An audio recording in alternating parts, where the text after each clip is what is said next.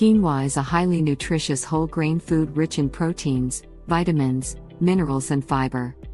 It comes in more than 100 different varieties in brown, black and white colors. Let's evaluate why quinoa is good for diabetes, then look into ways to use it for best results.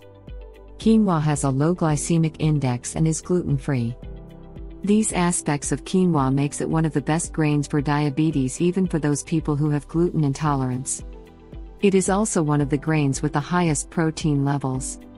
The amino acids and high fiber contents in quinoa helps in better metabolism and sugar control. The sugar produced by consumption of quinoa is slowly absorbed by the blood, so it does not get blood sugar spikes as some of the highly refined grains such as white wheat flour would give.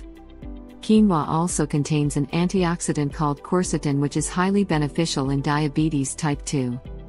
According to a study conducted on rats on a high fructose diet, blood sugar levels reduced by 10% after addition of quinoa in their diet. Quinoa helps to control appetite level by giving a greater degree of satiation as compared to other grains. This helps in weight reduction, which has a direct impact on reduction of blood sugar levels. You can cook quinoa dishes similar to the rice dishes.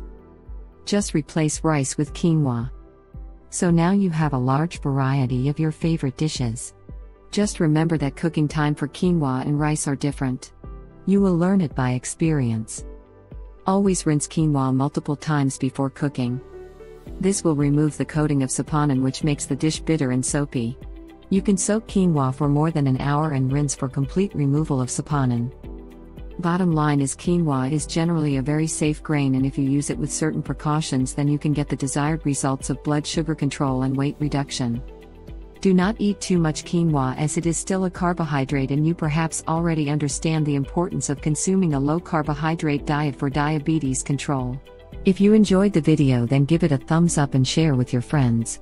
Subscribe to the channel to watch more videos.